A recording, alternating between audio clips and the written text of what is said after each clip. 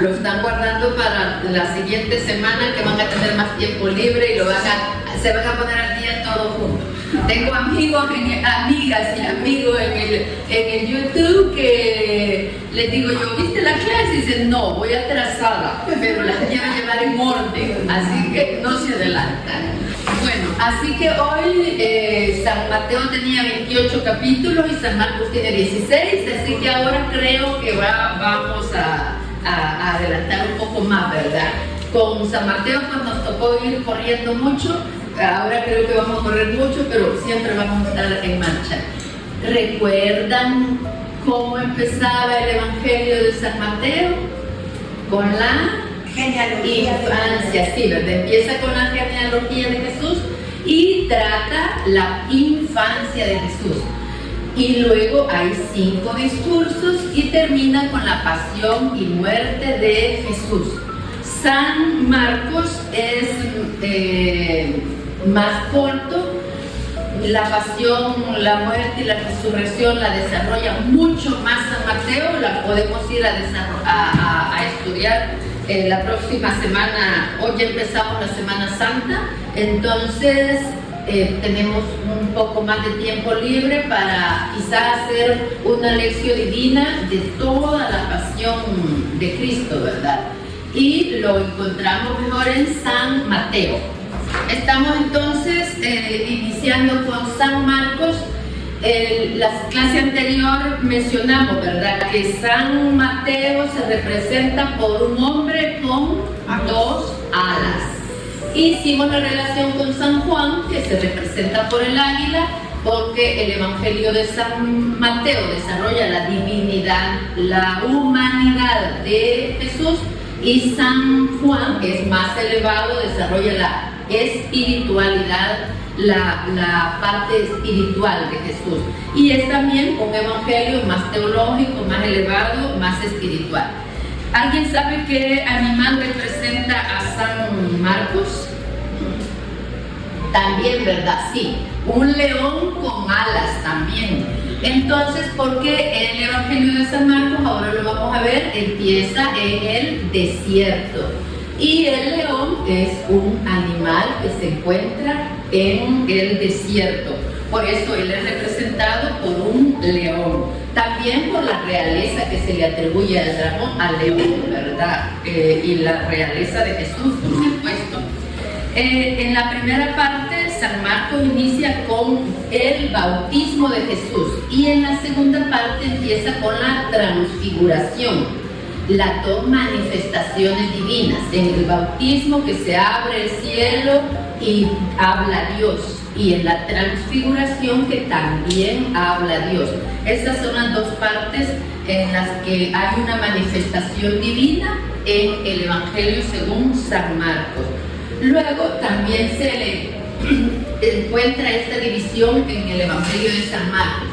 Toda una primera parte del capítulo 1 al 8, que Jesús está en Galilea, todo el principio. Hay una parte en el medio que Jesús está en el camino, y luego otra parte final en Jerusalén.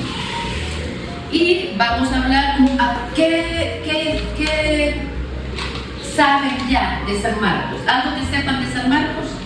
Que San Marcos fue discípulo de San Pedro. Sí, ¿verdad?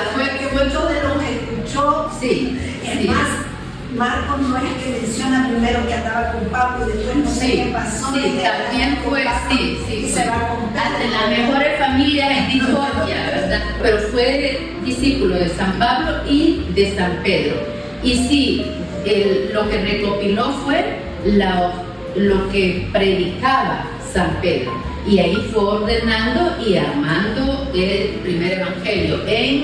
En tiempo, este es el primer evangelio, el de San Marcos. También hay algunas teorías, ¿sí?, que yo he escuchado de sacerdotes y cosas que dicen que también Marcos pudo haber sido el joven rico, que después se arrepintió y sí siguió a Jesús. Eso sería genial. Yo eso le diría a un sacerdote. Pero sí, San Marcos estaba muy jovencito. Lo que sí es que hay solo en su relato del muchacho jovencito que está cuando detienen a Jesús, que sale huyendo. Porque él sí, hay historiadores que piensan que es San Marcos y que solo él dice que iba envuelto en una sábana y cuando lo atraparon dejó la sábana y huyó desnudo. Y también hay historiadores que piensan que en la casa de mamá de Marcos, llamada María, pudo haber sido la última cena, porque eran personas con dinero que apoyaban el ministerio de Jesús. Entonces voy a leer unas pequeñas notas de la introducción que encontramos aquí en la Biblia latinoamericana. Desde finales del siglo I o comienzos del segundo después de Cristo, existen textos que afirman que el segundo evangelio es obra de Marcos, quien acompañó a Pedro a Roma, donde también se encontró con Pablo y se puso por escrito con fidelidad la enseñanza de Pedro. Era como el secretario de Pedro, ¿verdad? El lector que compare este evangelio con los de Mateo y de Lucas quedará extrañado de no encontrar nada sobre el nacimiento de Jesús y sobre los años vividos en Nazaret.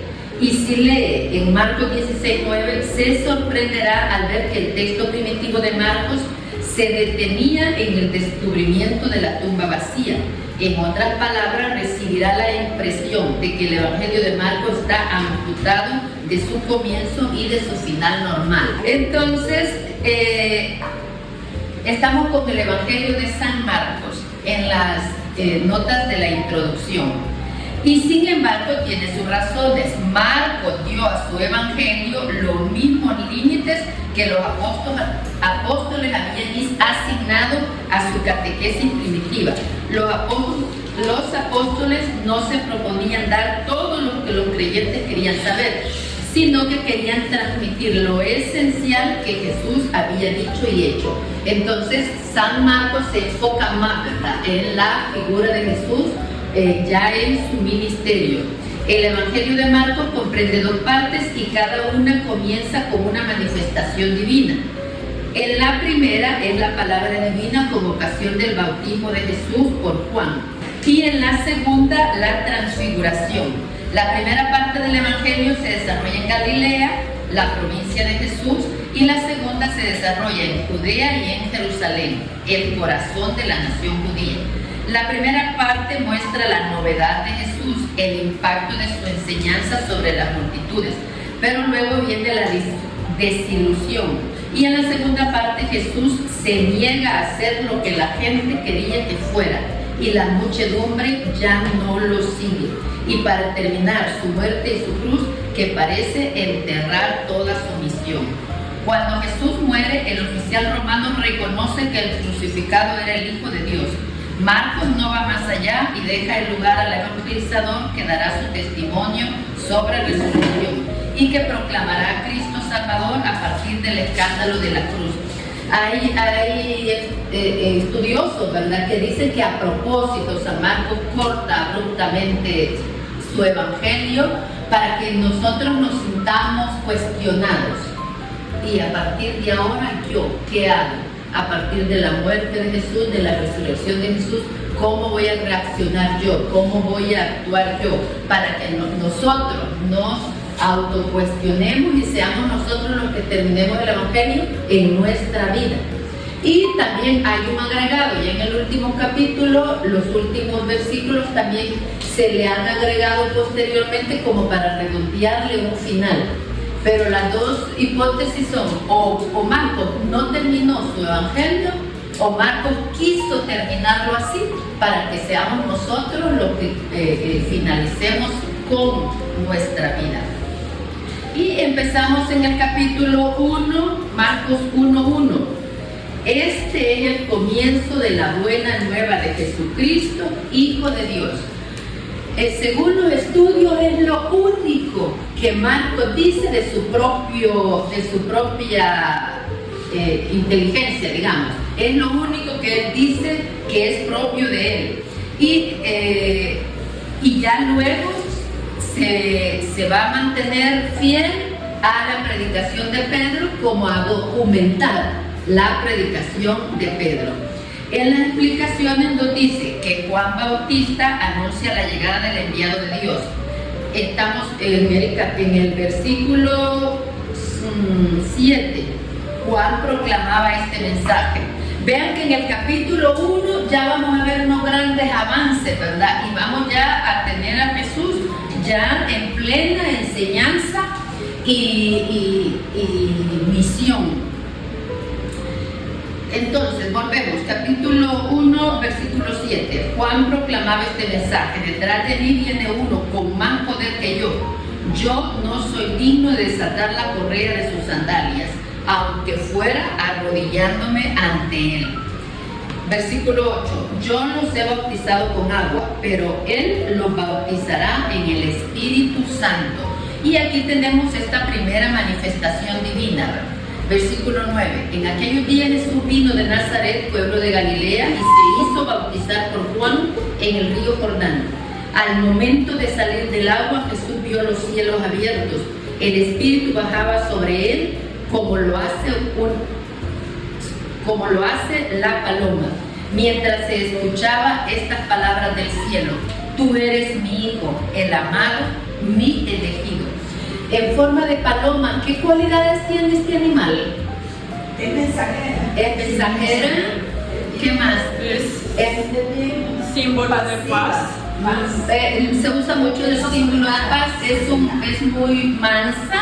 Y entonces también se considera un signo de Dios llamando a la reconciliación con el hombre, o sea, dando como un signo de paz, como la bandera de paz, ¿verdad? Vamos a hacer la reconciliación. Hay un libro que quiero leer que se llama Comida, vamos a llevarnos bien. Se me viene ahora a la mente, es un signo de Dios, ¿verdad? Humanidad, vamos a llevarnos bien. Entonces, por eso, ¿verdad? Es un signo de reconciliación ofrecido por Dios a la humanidad. Y eso representa la paloma, que se usa mucho para representar al Espíritu Santo, ¿verdad? Entonces, esta es la primera manifestación divina. Tú eres mi Hijo, el amado, mi elegido. Inmediatamente ya en los siguientes versos, Jesús llama a los primeros 4 apóstoles. ¿Quiénes son? Pedro. 2 parejas de hermanos, Pedro y Andrés. Santiago y Juan. Santiago y Juan, ¿verdad? 2 parejas de hermanos. Ahí empieza a fundarse la iglesia. Allí inicia la iglesia con estos 4 pescadores sin apego a su trabajo, ¿verdad? ¿Quién de nosotros sería capaz de dejar el trabajo y seguir su ideal? No vamos a especificar nada, ¿verdad? Nosotros ahora nos sentimos atados al trabajo, pues porque el trabajo es el que sostiene nuestro estilo de vida.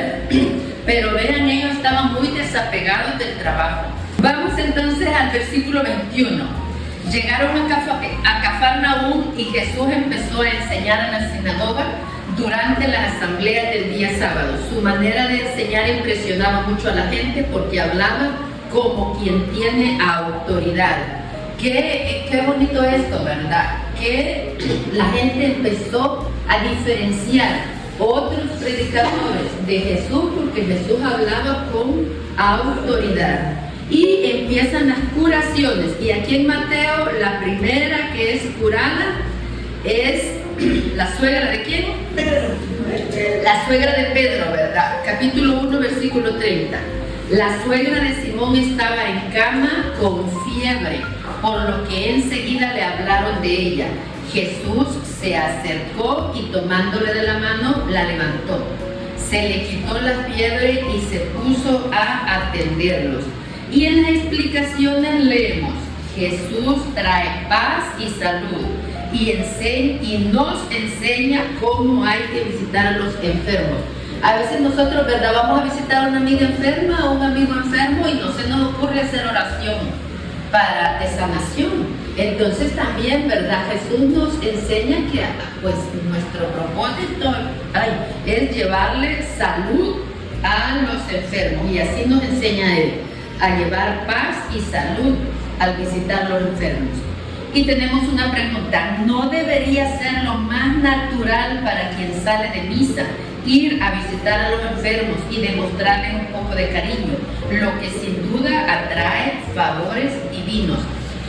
Aunque nosotros tenemos que diferenciar en nuestro amor al Dios milagroso de nuestro amor a los milagros de Dios, la verdad es que es una realidad, ¿verdad? Dios es poderoso y nosotros sabemos que no se deja ganar en generosidad y que todo lo que hacemos por uno de sus hijos, Él lo recibe como si fuera Él mismo y nos recompensa, nos paga, nos provee. Entonces, aunque no sea ese nuestro interés, es bueno que tengamos la conciencia de que así es para que también seamos más agradecidos, ¿verdad?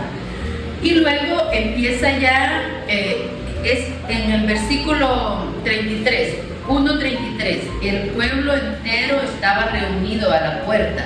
Jesús sanó a muchos enfermos con dolencias de toda clase y expulsó muchos demonios, pero no los dejaba hablar, pues sabían quién era. Vean que al principio del ministerio, los demonios eran los que sabían quién era Jesús. Sí, los que daban testimonio de Jesús eran los endemoniados, porque se acercaban a Él, déjanos en paz. Entonces, los demonios están dando testimonio de Jesús en el principio del Evangelio. ¿Cómo le llamamos cuando se le hace oración a una persona para sacarle un demonio que lo tiene poseído? Otra palabra, un exorcismo, ¿verdad? Entonces Jesús va haciendo exorcismos, sacando demonios. Y luego en el versículo 35, oración nocturna de Jesús. Jesús se prepara con la oración para todo nuestro quehacer del día a día. También nosotros nos debemos preparar con la oración. De madrugada, cuando todavía estaba muy oscuro, Jesús se levantó, salió y se fue a un lugar solitario. Allí se puso a orar. Simón y sus compañeros fueron a buscarlo, y cuando lo encontraron le dijeron: todos te están buscando. Él les contestó: vámonos a los pueblos vecinos para predicar también allí, pues para esto he salido, para predicar, ¿verdad? Y así iba por los distintos poblados, predicando y sanando a los enfermos. En el versículo 40, curación de un leproso. Se le acercó un leproso que se arrodilló ante él y le suplicó: si quieres, puedes limpiarme.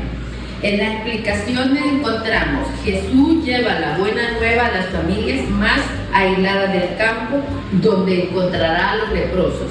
El leproso es una enfermedad que reúne todas las desdichas que llevan al rechazo por parte de la sociedad. El horror que inspira ha hecho nacer la creencia de que era un castigo de Dios. A veces todavía tenemos esta creencia, ¿verdad? Ay, Señor, ¿por qué me castigas tanto? Y en realidad nosotros somos los que estamos construyendo enfermedades con nuestro estilo de vida. Entonces hay que madurar, ¿verdad? Ya de esa creencia de que en esta época se creía que ese era un castigo por algo gravísimo que uno había hecho, porque era una enfermedad muy, muy grave. Y al final de las explicaciones del versículo 40 dice: la buena nueva no se queda en palabras, sino que donde haya sido recibida ya no habrá personas marginadas. Porque también el Evangelio es incluyente, ¿verdad? Vino para atraer a los pobres. Y pobre en aquella época era un vocablo que incluía a todos los marginados. Por ejemplo, San Mateo no era para nada pobre, pero sí era marginado. Estaba mal visto por los romanos porque traicionaba a su pueblo siendo cobrador de impuestos.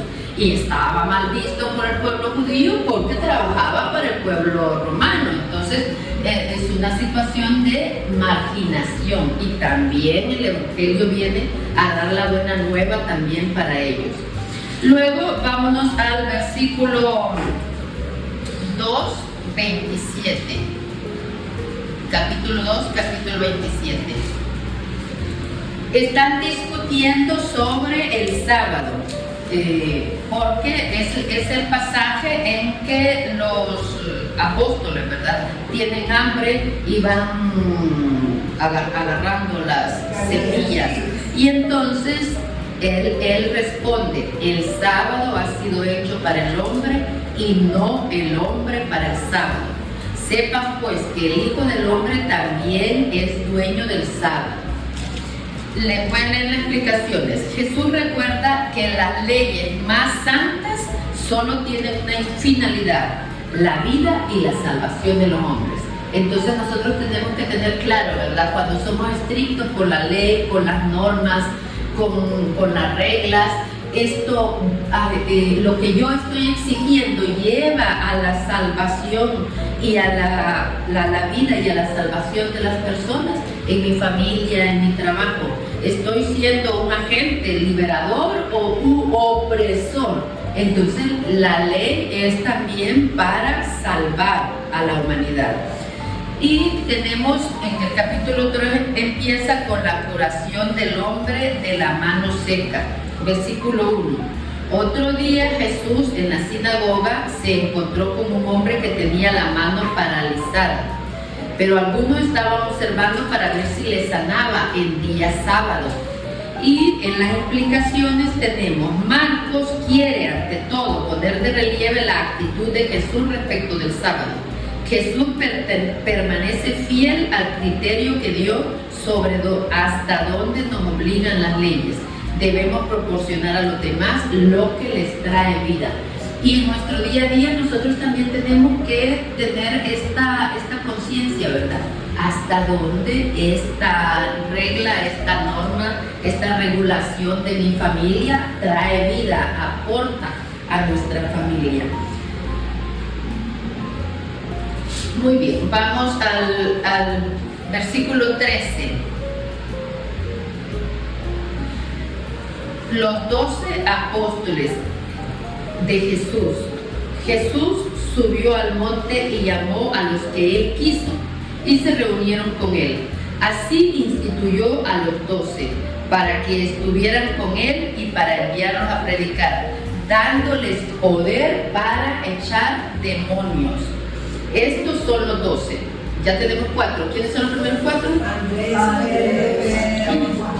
Y luego le puso un sobrenombre a Santiago y Juan. ¿Quién lo recuerda? Los hijos del trueno. Los hijos del trueno, ¿verdad? Le puso por nombre Boanerges, es decir, hijos del trueno. Y luego Felipe, Bartolomé, Mateo, Tomás, Santiago, Tadeo, Simón y Judas Iscariote. Solo de Judas Iscariote da un dato. ¿Cuál será? El que traicionó. Qué triste, ¿verdad? Que den una referencia nuestra y sea el peor del grupo, que sea negativa. El que lo traicionó. Luego en el capítulo 4 ya empiezan las parábolas. Y encontramos en el 4:1. Otra vez Jesús se puso a enseñar a orillas del lago. Se reunió tanta gente junto a él que tuvo que subir a una barca y sentarse en ella a alguna distancia, mientras toda la gente estaba a la orilla. Y Jesús empieza a enseñar. En el Evangelio según San Marcos, la primera parábola es la del sembrador. Y hay muchísimo más desarrollo en el Evangelio de San Mateo, cuando ya luego tengamos tiempo de irlos estudiando y comparando, ¿verdad? Y luego viene en el versículo 17, vamos a leer, 4:17. Y está hablando de la semilla que no se arraiga y no dura más que una temporada. En cuanto sobreviene alguna prueba o persecución por causa de la palabra, al momento caen. Inmediatamente termina en el 19, cuando el otro caso de que la semilla no germina, no echa buenas raíces, no se desarrolla, porque sobrevienen preocupaciones de esta vida, promesas engañosas de riqueza, pasiones que la ahogan y no da fruto. En verdad, figúrense, creo yo que esto nos permite ver claramente, ¿verdad?, la inspiración del Espíritu Santo, porque parece que nos estuviera hablando hoy a nosotras, porque esto nos pasa. A veces, ¿cuántas veces vamos a retiros y venimos súper entusiasmadas, hacemos un plan de vida ideal y se nos olvida la siguiente semana o el siguiente mes y volvemos y no crecemos ni damos fruto? ¿Por qué? Por las preocupaciones del día a día, las falsas promesas de la riqueza, nuestras propias faltas, hábitos, vicios, pasiones, que eso, pues todos luchamos todos los días con eso. Entonces, aquí está el llamado, ¿verdad?, a ser perseverantes. Y en la explicación dice, el que sí germina, sí da fruto y da 30, 60 o 100. La palabra escuchada transforma la vida y da eficacia a los esfuerzos para salvar el mundo. Nadie sabría decir lo que puede lograr una persona liberada por el Evangelio.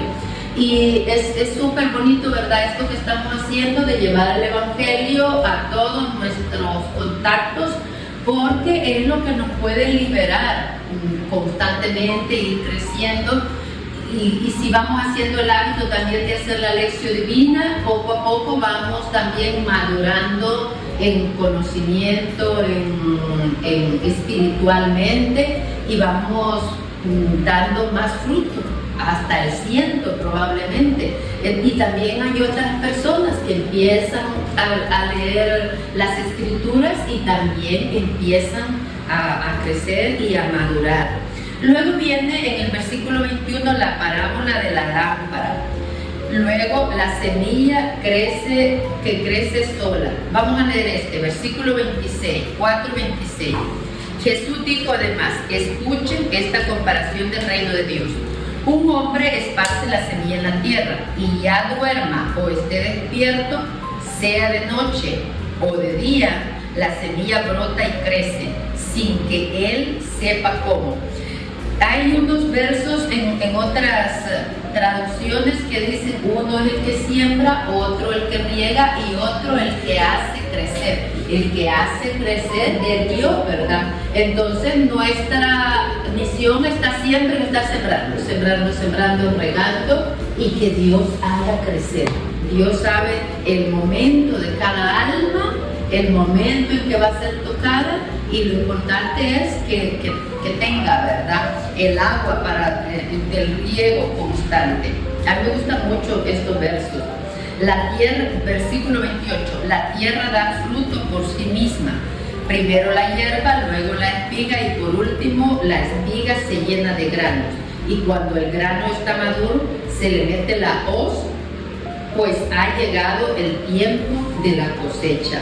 Siempre va a haber un tiempo para la cosecha, ¿verdad? Jesús tiene el tiempo en que va a tocar a cada cual. En el versículo 26, en las explicaciones encontramos, se trata de la confianza que se debe de tener en el trabajo, en el trabajo que Dios ha comenzado. Todo llegará a tiempo. Me recuerdan aquellos versos, ¿verdad? Tiempo para sembrar, tiempo para cosechar, tiempo para reír, tiempo para llorar.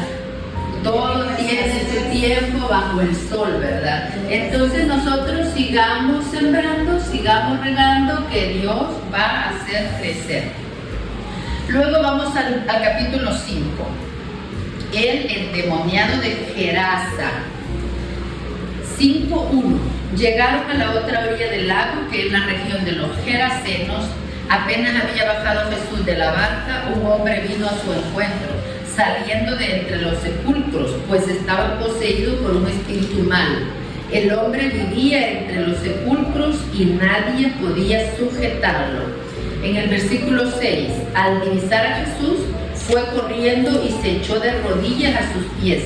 Entre gritos le decía, no te metas conmigo, Jesús, Hijo del Dios Altísimo.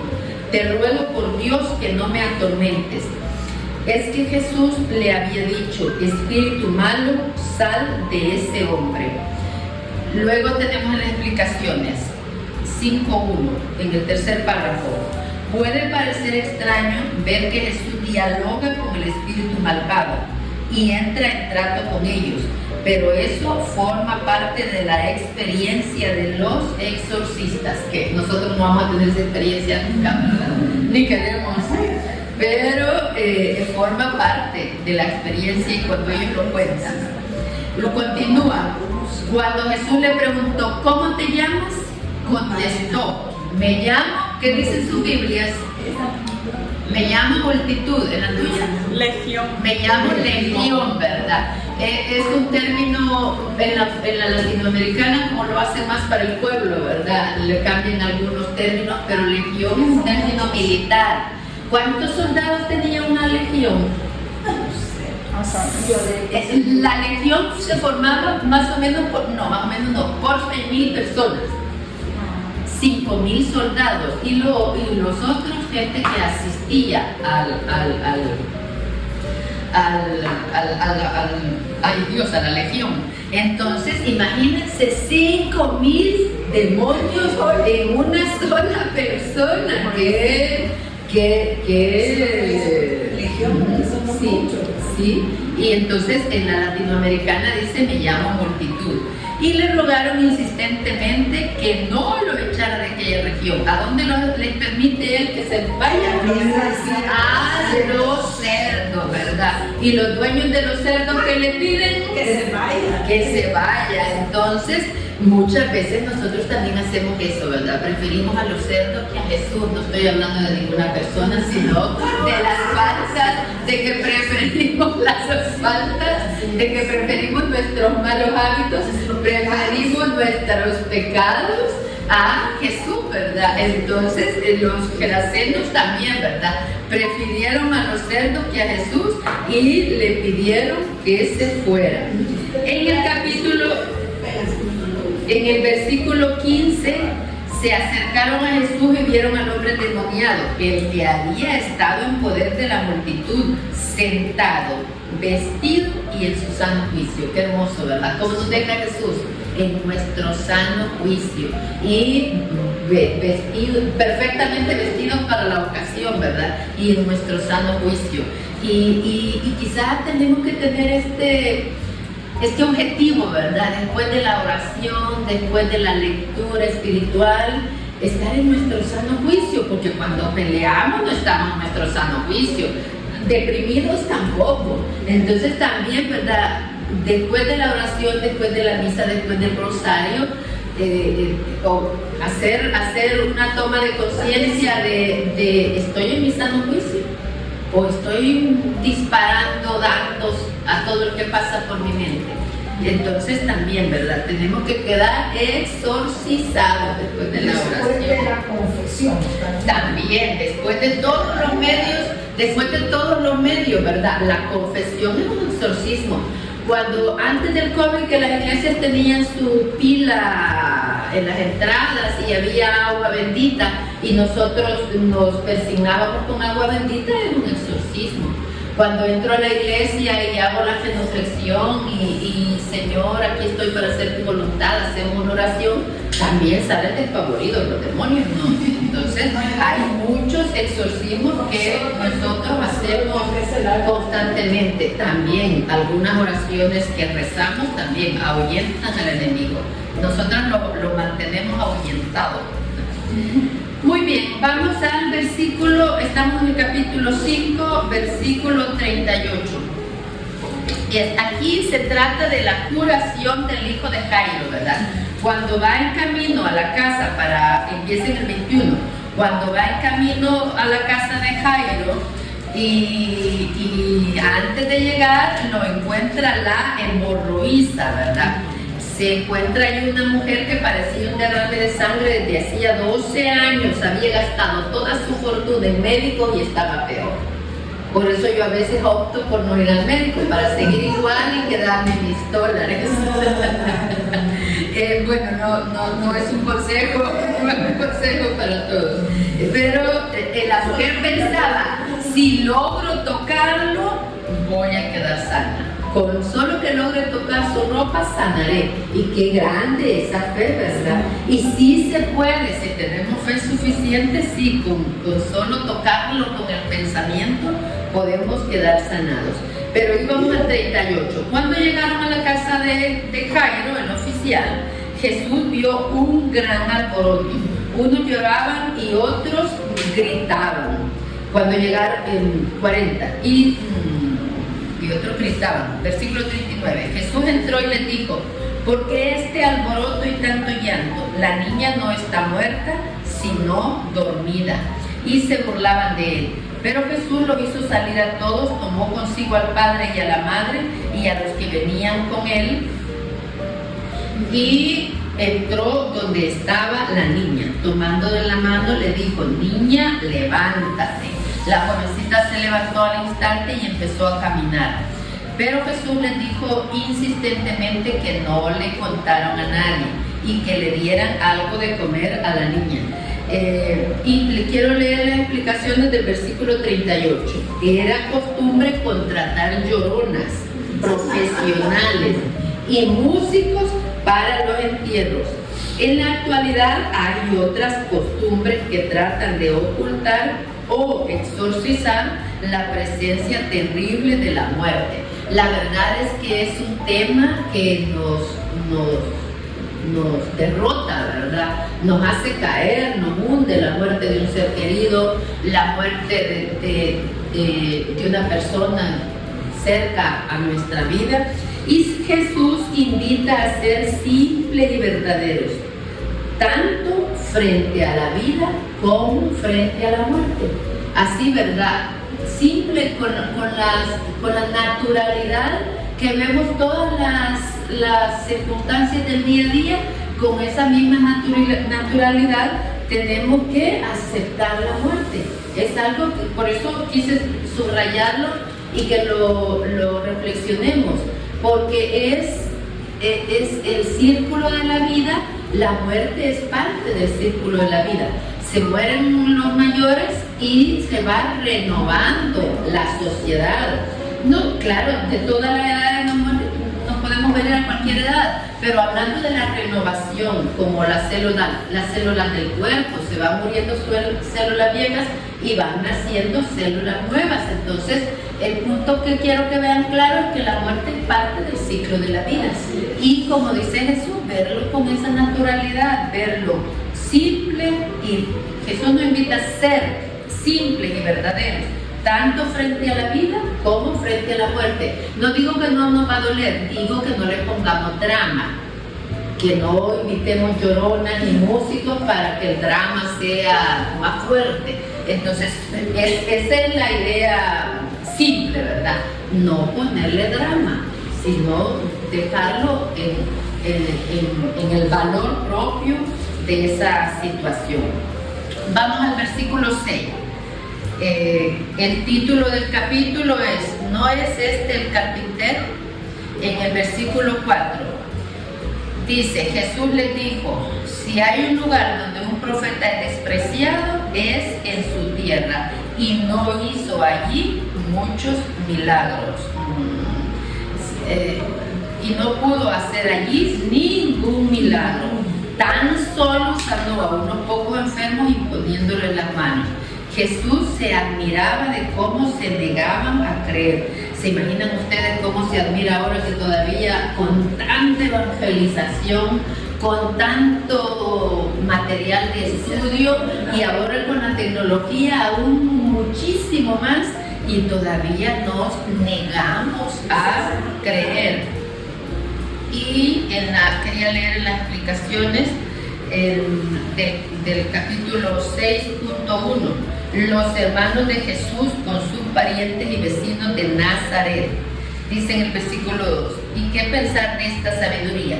En la cultura hebrea, la sabiduría tiene siempre un aspecto práctico. La ciencia divina no es menos que Dios mismo. Cuando hablamos de la escritura, ¿verdad? Estamos hablando de Dios mismo. La ciencia de Dios no cabe en un hombre. Si es realmente hombre, Por eso Jesús, como nosotros, tuvo que experimentar e ir descubriendo todo.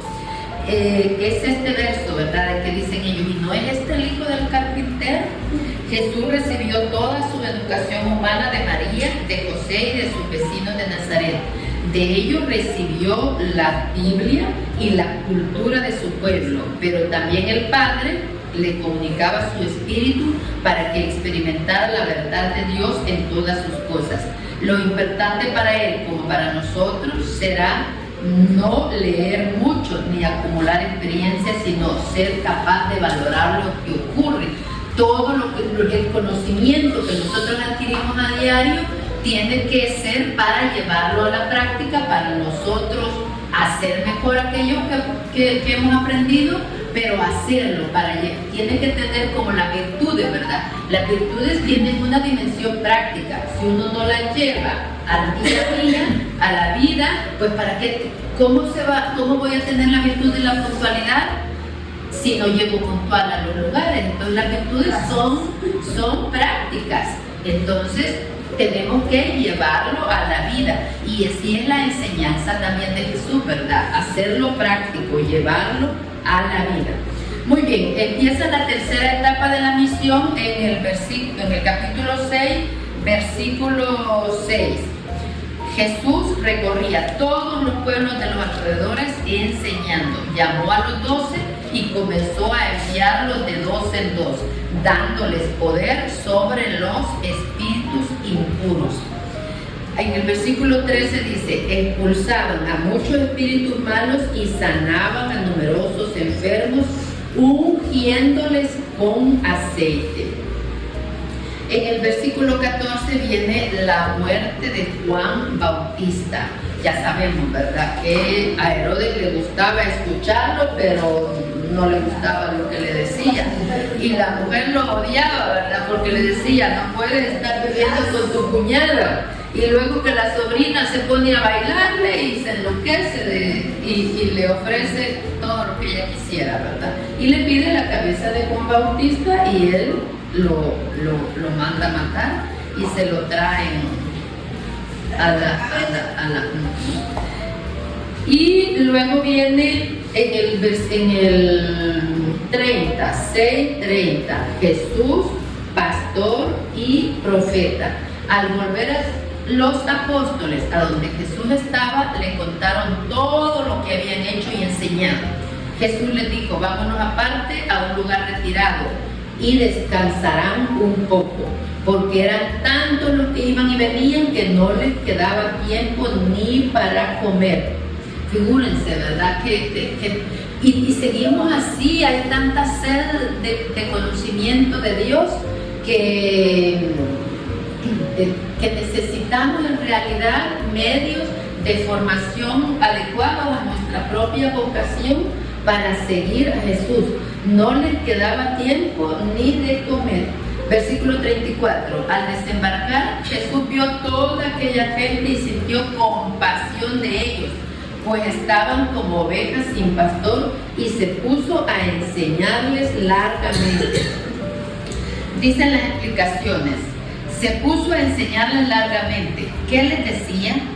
Todo lo que hace al Evangelio. Jesús penetraba en las conciencias y mostraba a cada uno dónde estaba su verdadero problema, hablando como los profetas.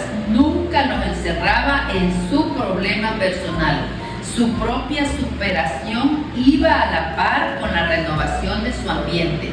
Jesús los veía abrumados de dificultades, pero les levantaba el ánimo, mostrándoles signos de esperanza. Tengamos nosotros este objetivo, ¿verdad? A las personas con quien nos encontramos, darle esperanza, porque ahora está muy de moda quejarse, entonces la gente siempre viene con quejas. Aprendamos a darle esperanza a la gente que viene a nosotros. Muy bien, vamos a la segunda manifestación divina, capítulo 9, la transfiguración de Jesús. Jesús les dijo, en verdad se los digo, algunos de los que están aquí presentes no conocerán la muerte sin que ya hayan visto el reino de Dios viniendo con poder. 6 días después, Jesús tomó consigo a Pedro, a Santiago y a Juan y los llevó a ellos solos a un monte alto. A la vista de ellos su aspecto cambió completamente, incluso sus ropas se volvieron resplandecientes, tan blancas como nadie en el mundo sería capaz de blanquearlas. Se les aparecieron Elías y Moisés que conversaban con Jesús. En las explicaciones, Marcos interpreta esta sentencia como un anuncio de la transfiguración que viene enseguida. Podría, sin embargo, relacionarse con el texto que precede, y la expresión viniendo con poder debería entenderse como una venida de Cristo juez. Jesús dio a entender varias veces que el reino ya estaba presente y estaba todo en él. En el versículo 4, se aparecieron Elías y Moisés que conversaban con Jesús. Dice las explicaciones: así como Moisés y Elías fueron llevados por Dios a la montaña santa para que allí fueran testigos de su gloria, así también los apóstoles son llevados por Jesús aparte. También suben a la montaña y en ella Jesús les manifiesta su gloria. Capítulo 9, versículo 5. Pedro tomó la palabra y dijo a Jesús: Maestro, qué bueno es que estemos aquí. Levantemos 3 chozas, una para ti, otra para Moisés y otra para Elías. En realidad no sabía lo que decía porque estaban aterrados. En eso se formó una nube que los cubrió con su sombra, y desde la nube llegaron estas palabras: este es mi hijo amado, escúchenlo. Aquí ya le agrega un mandato, ¿verdad? Escúchenlo. Es la segunda manifestación divina. La nube que aquí se menciona es la misma que en varios episodios de la historia bíblica indica y oculta al mismo tiempo la presencia misteriosa de Dios. Ojalá no nos acostumbremos, ¿verdad?, a ir leyendo los textos de la Sagrada Escritura y las explicaciones, porque eso va enriqueciendo nuestra comprensión. Luego, en el versículo 14 nos relata que Jesús sana a un joven epiléptico y baja, ¿verdad?, después de la transfiguración, y que se encuentra con un gentío, con una revuelta que los discípulos no han podido sanar al epiléptico. En el versículo 23 Jesús les dijo, voy a retroceder para que nos orientemos. 21. Jesús preguntó al padre: ¿desde cuándo le pasa esto? Al papá del joven epiléptico. 22. Desde niño, y muchas veces el espíritu lo lanza al fuego y al agua para matarlo. Por eso, si puedes hacer algo, ten compasión de nosotros y ayúdenos. Jesús le dijo: ¿por qué dices si puedes? Todo es posible para el que cree. Nosotros también estamos aquí, ¿verdad? Siempre dudando, siempre poniéndonos límites a nosotros y a todo. Y entonces dice, todo es posible para el que cree. La gente que le gusta andarse tatuando, que se tatúe, ¿verdad? Todo es posible para el que cree.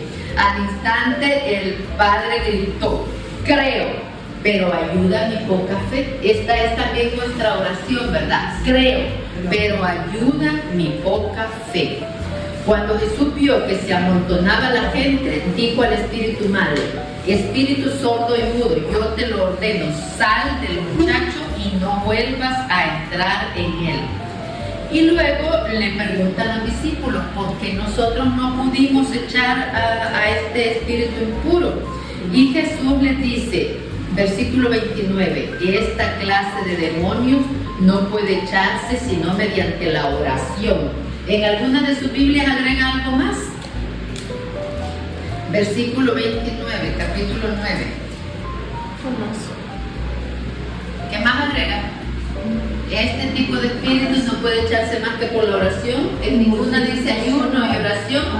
Aquí dice sino por la oración. En algunas traducciones dice ayuno y oración. Sí. Voy a leer las explicaciones del versículo 29. Con la oración o con la oración y el ayuno, los manuscritos difieren sobre este punto y es casi imposible saber cuál fue la palabra original, porque Jesús nunca insistió en el ayuno. Tal vez la prescribiera en el caso de los exorcistas. Yo la tengo en mi memoria desde siempre, este versículo, que se cura con ayuno y oración. Y a continuación viene el segundo anuncio de la pasión, versículo 30. Se marcharon de allí y se desplazaron por Galilea. Jesús quería que nadie lo supiera porque iba enseñando a sus discípulos y les decía: el Hijo del Hombre va a ser entregado en manos de los hombres y lo harán morir, pero 3 días después de su muerte resucitará. Va en camino, ¿verdad? Enseñándole a sus apóstoles. En el versículo 37 dice, voy a seguir en el 34. ¿De qué venían discutiendo en el camino?, les pregunta Jesús. Ellos se quedaron callados, pues habían discutido entre sí sobre quién era el más importante, ¿verdad? Qué contraste. Jesús les habla de su pasión y muerte y ellos hablan de quién es más importante. Muchas veces también nosotros tenemos esta ceguera, ¿verdad? Estamos obnubilados por nuestros intereses. En el versículo 37 dice: el que recibe a un niño como este en mi nombre me recibe a mí, y el que me recibe no me recibe a mí, sino que también al que me ha enviado, ¿verdad? Cuando hacemos el bien sin mirar a quién, a Dios se lo hacemos, ¿verdad? Bueno, tengo que ir adelantando más porque vamos a ir al capítulo 10, versículo 18. Y aquí vamos a discernir, ¿verdad? A ver si encontramos algo de Marcos. Versículo 17. Jesús estaba a punto de partir cuando un hombre corrió a su encuentro, se arrodilló delante de él y le preguntó: Maestro bueno, ¿qué tengo que hacer para conseguir la vida eterna? Jesús le contestó: ¿por qué me llaman bueno? Nadie es bueno sino solo Dios. Ya conoces los mandamientos: no mates, no cometas adulterio, no robes, no digas cosas falsas de tu hermano, no seas injusto, honra a tu padre y a tu madre. El hombre le contestó: Maestro, todo eso lo he practicado desde muy joven. Jesús fijó su mirada en él, le tomó cariño y le dijo: solo te falta una cosa, vete, vende todo lo que tienes y reparte el dinero entre los pobres, y tendrás un tesoro en el cielo. Después ven y sígueme.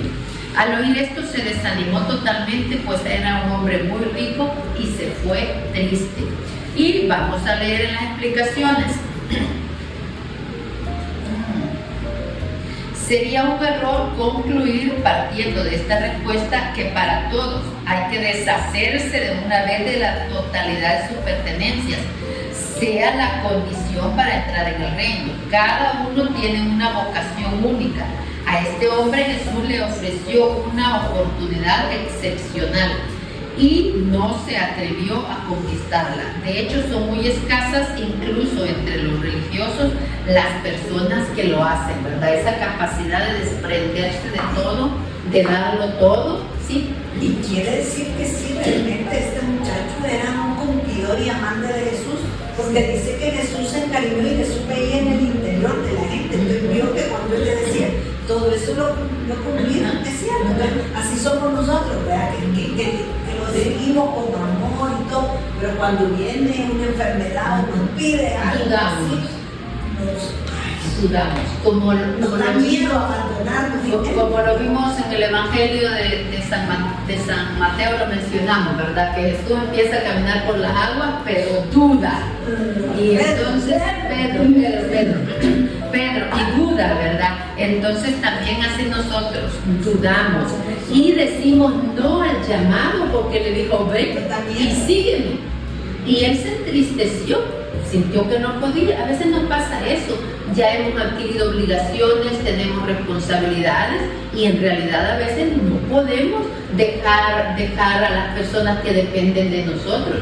Si el hombre era bueno, si Jesús vio que incluso se encariñó con él, no tenemos por qué pensar lo peor de él. Yo lo que pienso es que tenía obligaciones con otras personas, que tenía responsabilidades y que no se atrevió a dejarlas. Bueno, ese es otro enseñamiento.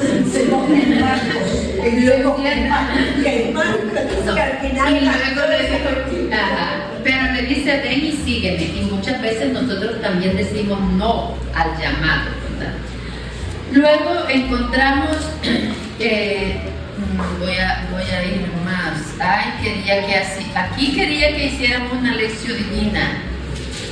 Pero vamos bien, ya llevamos. Bueno, lo vamos a leer nada más y tratamos en la mente de ir en la mente, ¿verdad? Con la mente rápida podemos ir en la mente, ¿verdad? Atentos a la lectura, atentos a qué me dice, qué le digo. Mientras yo voy leyendo, ustedes vayan reflexionando. ¿Qué me dice? ¿Qué les digo? Con la mente. Sí. El ciego de Jericó. Llegaron a Jericó, estamos en el capítulo 10, versículo 46. Llegaron a Jericó. Al salir Jesús de allí con los discípulos y con bastante más gente, un ciego que pedía limosna se encontraba a la orilla del camino. Se llamaba Bartimeo, hijo de Timeo. Al enterarse de que era Jesús de Nazaret el que pasaba, empezó a gritar: Jesús, hijo de David, ten compasión de mí.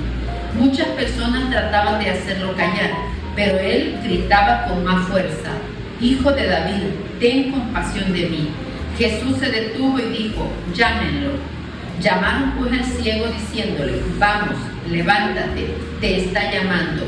Y él, arrojando su manto, se puso en pie de un salto y se acercó a Jesús.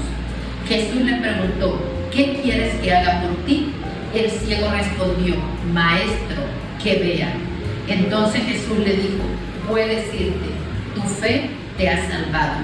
Y al instante pudo ver y siguió a Jesús por el camino.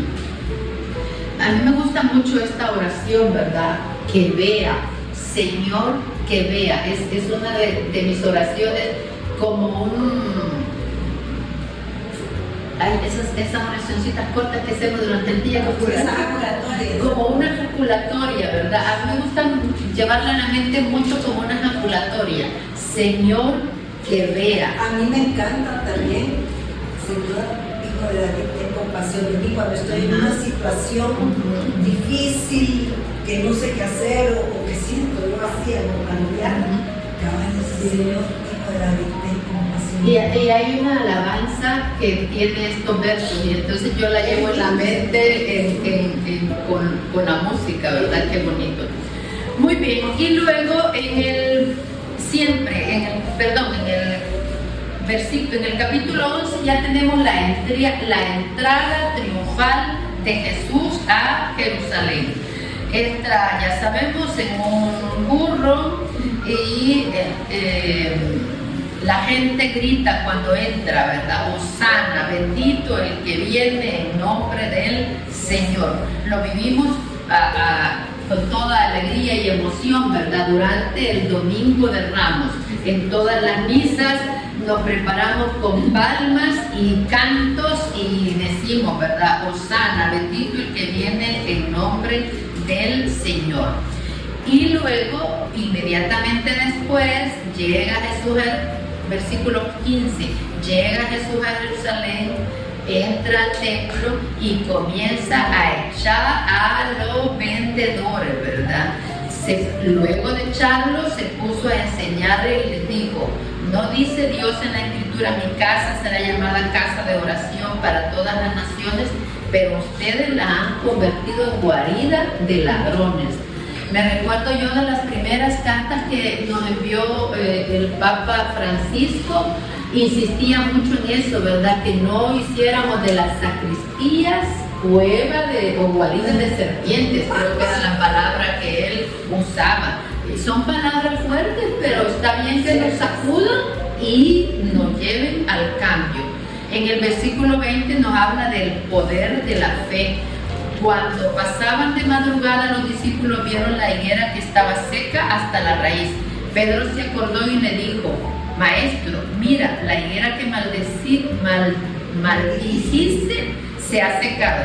Jesús respondió: tengan fe en Dios. Yo les aseguro que el que diga a este cerro, levántate de ahí, arrójate al mar, si no duda en su corazón y cree que sucederá como dice, se le concederá. Esa es la clave, ¿verdad?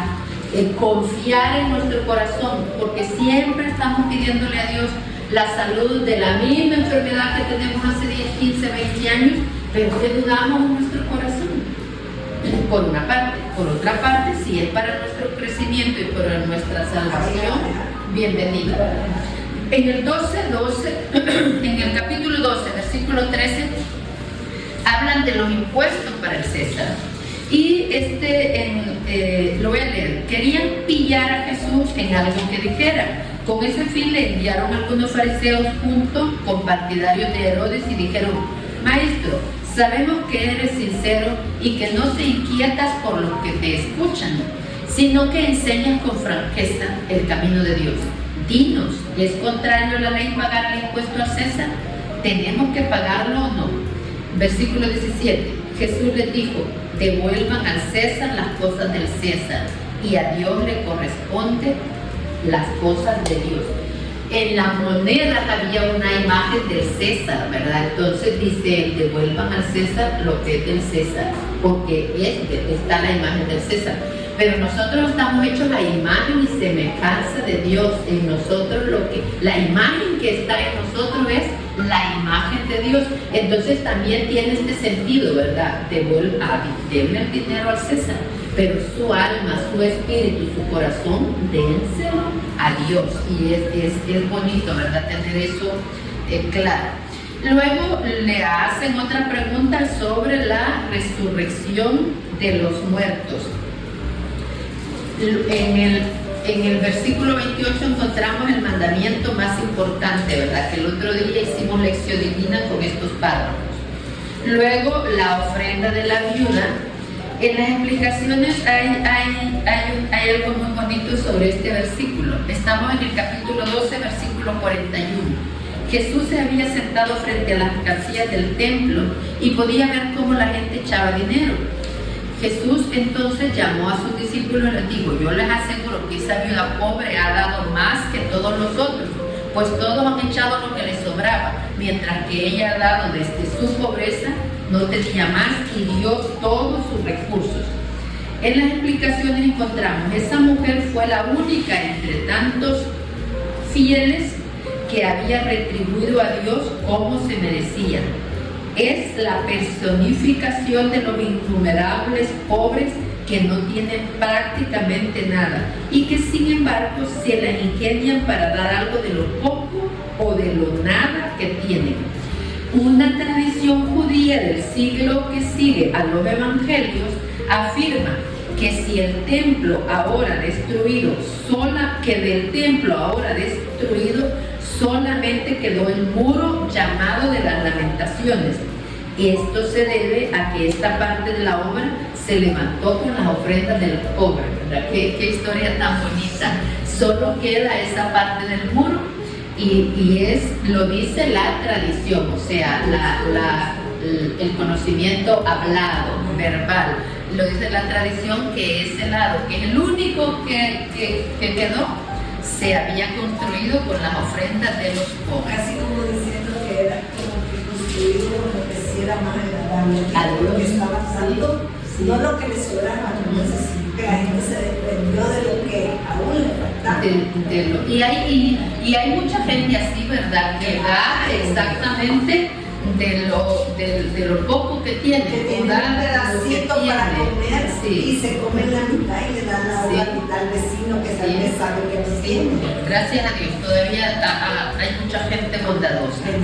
Bueno, vamos a ir en el capítulo 14, ya viene en el versículo 12 la última cena. Luego tenemos Jesús anuncia la negación de Pedro, la agonía de Jesús en Getsemaní y Pedro niega a Jesús, Jesús ante Pilato, vamos a saltar bastante, la coronación de espinas, luego viene la crucifixión.